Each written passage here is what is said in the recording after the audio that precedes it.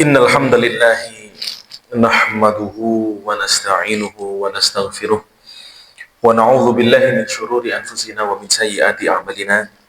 Man yahdihillahu fala mudilla lahu wa may yudlil fala hadiyalah. Asyhadu an la ilaha illallah wa asyhadu anna Muhammadan 'abduhu wa rasuluh. Allahumma shalli ala Muhammad wa ala alihi wa ashabihi ajma'in. Amma ba'd. A'udzu billahi minasy syaithanir rajim. Bismillahirrahmanirrahim. Ya ayyuhalladzina amanu taqullaha haqqa tuqatih wa la tamutunna illa wa antum muslimun. Ya ayyuhalladzina amanu taqullaha wa qulu qawlan sadida yuslih lakum a'malakum wa yaghfir lakum dhunubakum wa may yuti'illaha wa rasulahu faqad faza fawzan 'aziman. Amma ba'd. Fa ya ibadallah, usini wa iyyakum bitaqwallah faqad fazal muttaqun. Hadirin sidang Jumat rahimakumullah. Tidak lupa kami sebagai khatib selalu mengingatkan, marilah kita tingkatkan ketakwaan kita kepada Allah Subhanahu wa taala. Marilah kita perdalam lagi, pertebal lagi keimanan kita kepada Allah Subhanahu wa taala. Sebagaimana yang para ulama sampaikan bahwasanya al-imanu yasdadu wa yanqus. Iman itu, hadirin sekalian, suatu ketika bisa bertambah dan suatu ketika bisa menipis. Kapankah bertambahnya? Dengan taat kepada Allah Subhanahu wa taala, dengan melaksanakan banyak ibadah, dengan menjauhi semua larangan Allah Subhanahu wa taala, bertambahlah imannya itu, tambah tebal. Kemudian kapankah tambah tipis? Yakni dengan maksiat. Nah, hadirin sekalian, supaya kita bisa menambah ketebalan iman kita, maka perbanyaklah ibadah kita, maka berhati-hatilah terhadap semua apa yang dilarang oleh Allah Subhanahu wa taala di dalam kehidupan kita sehari-hari. Karena hadirin sekalian, di dalam kehidupan sehari-hari ini memang Allah jadikan sebagai ujian bagi kita, yang mana tidaklah bisa dilihat kecuali betul-betul oleh orang yang bertakwa. Kalau orang yang tidak bertakwa, apakah yang mereka lakukan? Makan ya apa adanya, seadanya. Maksudnya apa begitu? Tidak berhati-hati dalam hal mencari makan, tidak berhati-hati dalam hal dari mana ini uang yang digunakan untuk mencari makannya, pakaiannya tidak berhati-hati, terus tempat tinggalnya tidak berhati-hati. Kemudian apa yang terlontar dari ucapannya pun tidak berhati-hati karena tidak bertakwa kepada Allah Subhanahu wa taala. Sedangkan orang yang bertakwa, betul-betul berhati-hati. Karena dia tahu apapun yang dia lakukan ini semuanya adalah sebagai ujian. Pakaiannya hati-hati. Tindak tanduknya hati-hati. Setiap langkahnya hati-hati. Bahkan lirikan matanya pun juga berhati-hati. Gini. Apabila dia melihat ada kemaksiatan, gini. Maka langsung dihindarkan. Apabila dia mendengarkan suatu pembicaraan yang tidak berguna, umpamanya gosip, maka dengan segera dia meninggalkan tempat tersebut. Nah, hadirin sekalian, semoga kita diberikan oleh Allah kekuatan untuk dapat melaksanakan ketakwaan kepada Allah Subhanahu wa taala. Amin ya rabbal alamin. Kemudian yang kedua, tidak lupa, marilah kita ucapkan hamdalah, syukur kita kepada Allah Subhanahu wa taala. Karena hadirin sekalian, semua kehidupan kita ini, apapun yang kita laksanakan dalam kehidupan ini, tidak luput kita dari dua hal. Kalau tidak nikmat, ya pasti musibah. Tengah-tengah mboten enten. Nek mboten nikmat pasti musibah. Kalau hendak menyenangkan pasti menyedihkan. Nah, orang yang beriman, hadirin sekalian, orang yang bertakwa, kembali lagi kepada orang yang bertakwa, reaksinya ya hanya dua. Ketika dia mendapatkan kenikmatan, dia bersyukur, dan apabila dia mendapatkan suatu musibah, dia bersabar. Hanya dua. Dan perlu disyukuri juga, hadirin sekalian, ketika kita bisa melihat, oh ini nikmat, oh ini musibah, oh ini musibah, oh ini nikmat. Ketika kita bisa membedakan itu pun, itu juga perlu kita syukuri kepada Allah Subhanahu wa taala. Loh, masih bisa membedakan. Kenapa kok perlu disyukuri? Karena ketika kita mensyukuri, oh, ini nikmat, ini musibah, akhirnya kita bisa melakukan reaksi yang kita inginkan, gitu. Jangan sampai ketika kita diberikan musibah oleh Allah Subhanahu wa taala kita malah bersyukur. Dan jangan pula ketika kita mendapatkan nikmat dari Allah kita malah merasa nelongso. Jangan sampai. Nah, kebanyakan di antara kita kadang lupa seperti ini. Keluarga itu hadirin sekalian, nikmat atau musibah? Nikmat hadirin sekalian. Memiliki anak banyak, anak-anak yang sehat, melayu merono melayu rene, kelihatannya ribut, tetapi itu nikmat hadirin sekalian. Tetapi banyak di antara kita yang malah nelongso lihat anaknya lari-lari seperti itu. Ke sana, ketika makan di tempat makan umum, anaknya lari ke sana. Aduh, isin. Gitu, ketika anaknya jatuh di sana, aduh, wah, kok banyak nelongsonya. Padahal ketika itu dia mendapatkan nikmat dari Allah. Dan begitu pula ada suatu ketika yang seharusnya hal yang diberikan oleh Allah ini adalah musibah, gitu. Yang seharusnya musibah malah dia bersyukur. Napa niku? Wah, banyak, gitu. Musibah. Contoh. Menurut keluarganya Umar bin Khattab, khalifah kedua setelah Abu Bakar, khalifah kedua. Ketika itu para sahabat bersepakat akan mengangkat anaknya Umar, yakni Abdullah bin Umar, untuk menjadi khalifah berikutnya. Kemudian apa yang dikatakan oleh Khalifah Umar?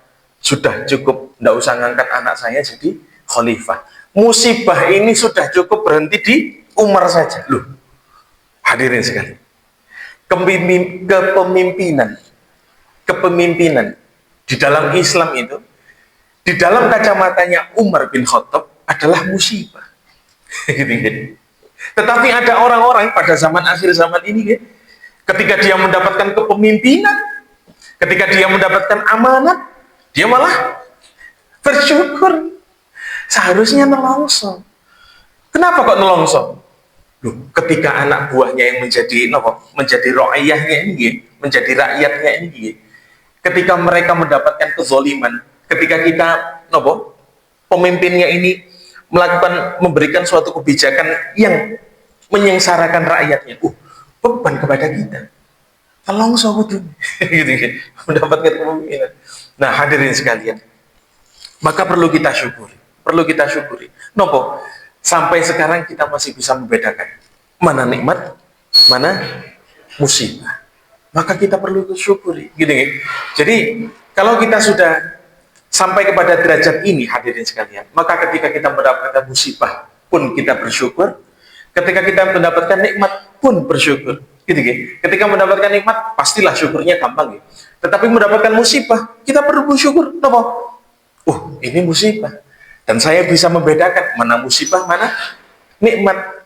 Akhirnya saya bisa bersabar di hadapan Allah Subhanahu wa taala. Nah, hadirin sekalian, itulah orang yang bertakwa. Kemudian yang ketiga, sholawat serta salam tidak lupa marilah kita haturkan kepada Nabi besar Muhammad sallallahu alaihi wasallam. Allahumma shalli wa sallim wa barik alaihi. Beliau adalah nabi akhir zaman, penutup para rasul, yang mana diangkat oleh Allah dari kalangan manusia supaya bisa kita contoh. Supaya kita bisa contoh. Hadirin sekalian, seperti yang kita ketahui, kita ini manusia itu banyak kekurangannya, banyak batasannya. Sekaya apapun mesti ada batasnya. Sesehat apapun pasti ada batasnya. Sekuat apapun pasti ada batasnya. Seberkuasa apapun pasti ada batasnya. Nah, Nabi Muhammad ini, Nabi kita, Nabi Muhammad SAW ini, kenapa kok diangkat oleh Allah dari kalangan manusia yang terbatas? Supaya apa? Supaya kita bisa contoh. Sebagai manusia yang banyak batasnya ini, kita melihat ada Rasul akhir zaman, yang dia itu juga manusia sama seperti kita, tetapi Allah ridho kepada beliau. Ridho, bahkan yang membuka pintu surga pertama itu ya Rasulullah SAW dari kalangan manusia, bukan malaikat, bukan jin. Maka ketika kita melihat seperti itu, itu loh, nabinya aja manusia, masa kita nggak bisa, menjadi hamba Allah yang diridhoi seperti itu. Nah, hadirin sekalian, kembali lagi kepada batasan-batasan manusia. Semua kita ini, kalau kita mempelajari diri kita ini, pasti akhirnya kita akan menemukan bahwasanya kita ini terbatas. Sekaya-kaya apapun kita ada batasnya. Masih membutuhkan orang lain. Maka kita akan teringat lagi sebuah makalah. Man arafa nafsahu arafa rabbahu. Barang siapa yang mengenal dirinya, maka dia mengenal Tuhan. Maksudnya ya nopo ngeten. Apakah di dalam diri kita ini ada sifat ketuhanan? Boten. Justru sebaliknya. Man arafa nafsahu, barang siapa yang mengenal dirinya dengan segala kekurangannya, dengan segala batasannya, maka dia akan mengetahui dengan sungguh-sungguh kepada siapa sesungguhnya dia itu bergantung.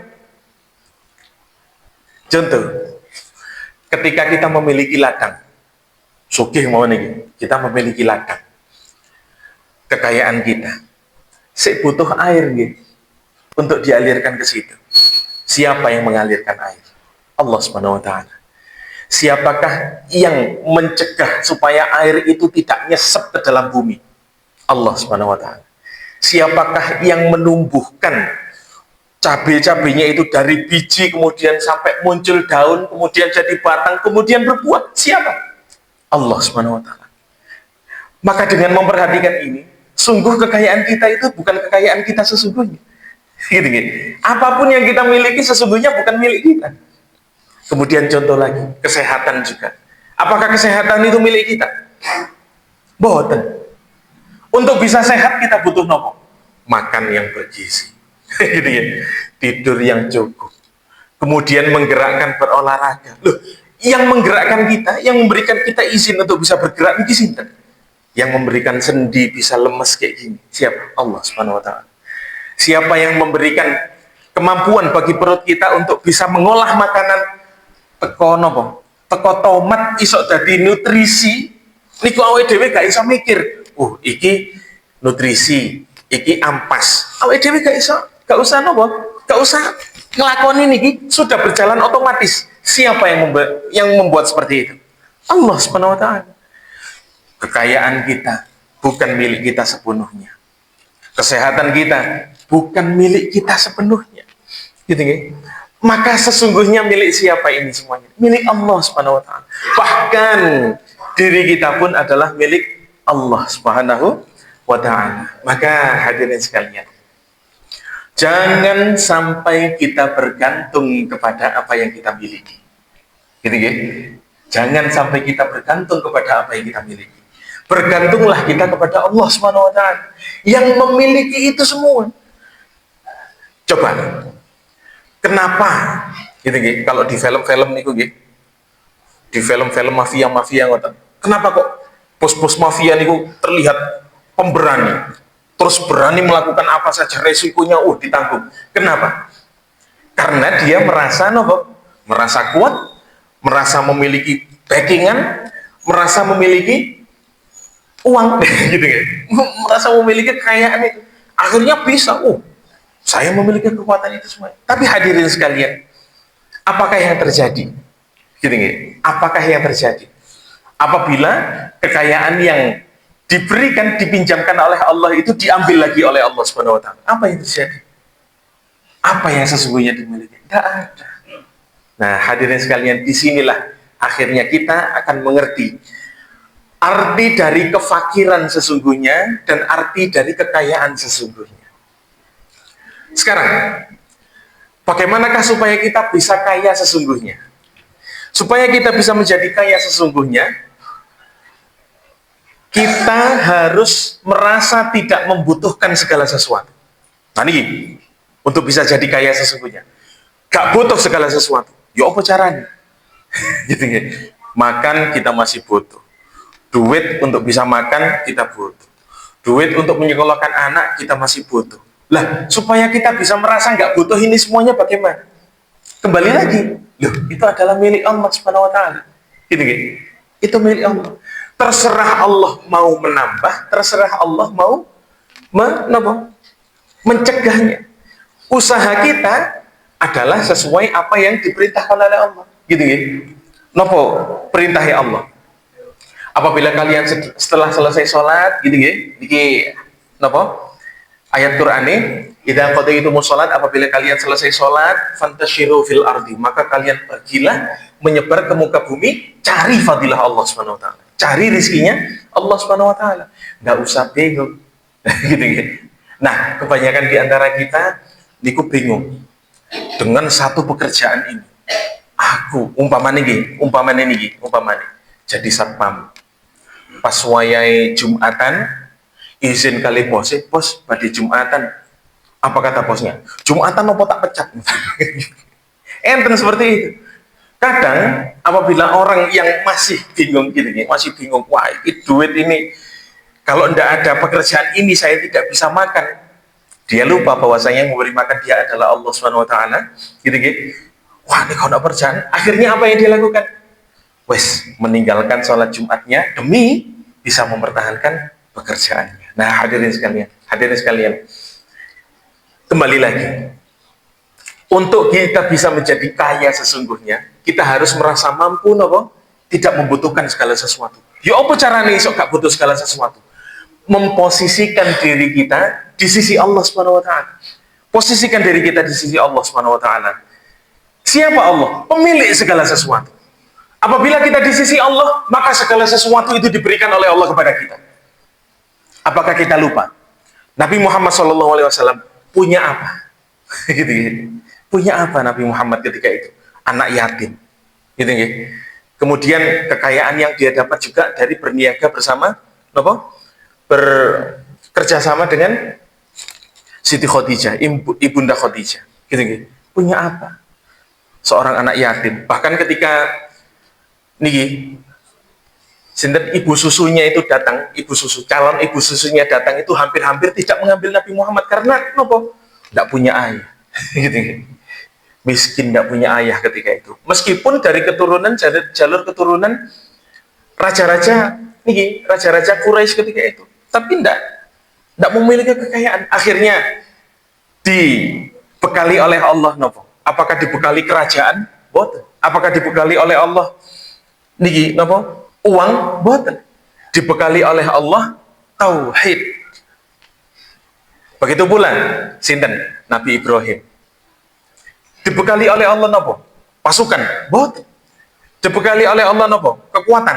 Boten. Dibekali tauhid. Ketika dibakar tidak terbakar. Gitu. Nah, hadirin sekalian. Mulai sekarang, coba. Kalau kita bersandar, jangan lagi bersandar kepada apa yang kita miliki dulu. Karena yang kita miliki itu bukan milik kita sepenuhnya. Kapan Allah mau ambil, kita tidak bisa menolak. Dan kapan Allah mau menambah, kita juga tidak bisa menolak. Nah, maka kepada siapa kita sesungguhnya harus bersandar ini? Kepada Allah Subhanahu wa taala. Jadikan diri kita di sisi Allah Subhanahu wa taala.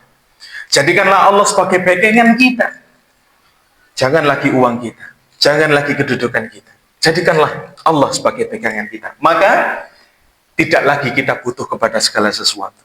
Karena Allah pemilik segalanya sudah menjadi pegangan kita. Aku qouli hadza wa astaghfirullah innahu huwal ghafurur rahim.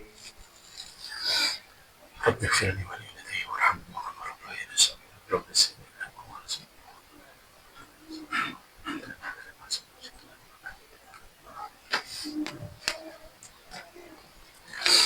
Alhamdulillahirabbil alamin wa bihi nasta'inu ala umuri dunya waddin. Wassalatu wassalamu ala asyrafil anbiya'i wal mursalin wa ala alihi wa ashabihi ajma'in. Asyhadu an la ilaha illallah wa asyhadu anna Muhammadan 'abduhu wa rasuluh. A'udzu billahi minasyaitonir rajim. Bismillahirrahmanirrahim. Ya ayyuhalladzina amanu taqullaha haqqa tuqatih wa la tamutunna illa wa antum muslimun. Amma ba'd. Fa ya ibadallah, usini wa iyyakum bittaqwallah. Faqad fazal muttaqun. Maka hadirin sekalian, ketika kita sudah mengetahui kekayaan sesungguhnya niku ya napa, yakni menempatkan diri kita di sisi Allah dan juga menjadikan Allah sebagai backingan kita, maka kefakiran sesungguhnya itu napa? Hadirin sekalian, fakir itu kebalikan dari kekayaan. Kalau kaya itu tadi adalah sudah tidak membutuhkan apapun, kalau fakir itu yo masih butuh. Tidak peduli sebanyak apapun uangnya, kalau masih merasa tamak kepada uang tersebut, maka dia masih fakir. Gini-gini. Tidak peduli setinggi apapun jabatan seseorang, tetapi dia masih membutuhkan jabatan itu, pengen lebih tinggi, lebih tinggi lagi, maka dia sesungguhnya masih fakir kepada kedudukan tersebut. Maka hadirin sekalian, kita sebagai seorang yang beriman, seorang yang bertakwa, fakir, hakikat fakir sesungguhnya itu bagaimana? Maka hadirin sekalian, jangan sampai kita fakir kepada kedudukan. Jangan sampai kita sebagai orang yang beriman ini fakir kepada harta. Jangan sampai kita ini fakir kepada manusia, kepada makhluk. Jangan sampai. Maka fakir kita sesungguhnya ini kepada siapa? Kepada Allah Subhanahu wa taala. Nah, balik ke situ. Gini. Jadi fakir hakikat fakir dan hakikat kaya itu sesungguhnya adalah kepada Allah Subhanahu wa taala semuanya. Gitu. Bagaimana tidak kita fakir kepada Allah? Semuanya ini milik Allah. Gitu. Bagaimana kita tidak membutuhkan Allah? Semuanya ini di tangan Allah Subhanahu wa taala. Gitu. Bahkan kehidupan dan kematian semuanya ini adalah di tangan Allah Subhanahu wa taala. Maka hadirin sekalian, kita ubah hati kita. Marilah kita jadikan hati kita ini hati yang fakir kepada Allah Subhanahu wa taala. Fakir kepada Allah ini ya napa contohnya? Ngeten. Jangan sampai ketika kita terlambat bekerja, umpamanya niki. Ketika kita terlambat bekerja, ketika di perjalanan itu sudah gewoboh ngoten nggih. Wah, gimana ini kalau saya dipecat nanti, kalau dapat peringatan bagaimana? Jangan sampai ketakutan kita ketika di pekerjaan itu melebihi ketakutan kita ketika kita mendapatkan murka Allah Subhanahu wa taala. Ojo sampai ketika kita telat bekerja atau bolos bekerja itu lebih takut daripada ketika kita bolos sholat, hadirin sekalian. Astagfirullahaladzim. Gini. Ya Allah. Kalau kita sudah bisa merasakan fakir kepada Allah, maka Allah yang jadi nomor satu. Gini. Tidak peduli, tidak peduli apa yang terjadi kepada diri kita, tidak peduli apapun yang dikatakan oleh manusia, oleh makhluk, asalkan Allah ridho kepada kita, asalkan Allah tidak marah kepada kita, maka kita langgeng terus, kita berjalan terus. Nah, seperti itu hadirin sekalian. Maka sebagai rangkumannya, masukkan ke dalam hati kita, hakikat kaya adalah apabila kita sudah menempatkan diri kita di sisi Allah dan menjadikan Allah sebagai backingan kita. Dan hakikat fakir adalah apabila kita hanya membutuhkan Allah, merasa ingin dekat kepada Allah Subhanahu wa taala saja. Wis mboten bingung masalah kehidupan dunia bahkan akhiratnya. Hadirin sekalian, innallaha wa malaikatahu yusholluna 'alan nabi ya ayyuhalladzina amanu shallu 'alaihi wa sallimu taslima. Allahumma shalli 'ala Muhammad wa 'ala alihi wa ashabihi ajma'in. Allahumma ighfir lil muslimina wal muslimat wal mu'minina wal mu'minat al ahya'i minhum wal amwat innaka sami'un qaribun mujibud da'awat ya qadiyal hajat.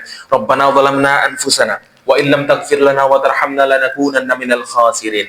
Allahumma innaka ta'lamu anna hadhihi al-quluba qad ijtama'at ala mahabbatik wa altaqat ala ta'atik wa tawahhadat ala da'watik wa ta'ahadat ala nusrati syari'atik fawathiq Allahumma rabitataha wa antim muddaha wahdiha subulaha wa mla'ha min nurika alladhi la yakhbu washrah suduraha bi faydil iman bik wa jamili tawakkuli alaik wa ahyiha bi ma'rifatik wa amitha ala syahadati fi sabilik innaka ni'mal maula wa ni'man nasir. Rabbana atina fid dunya hasanah wa fil akhirati hasanah wa qina adzaban nar. Subhana rabbika rabbil izzati amma yasifun wa salamun alal mursalin walhamdulillahi rabbil alamin. Aqimis shalah.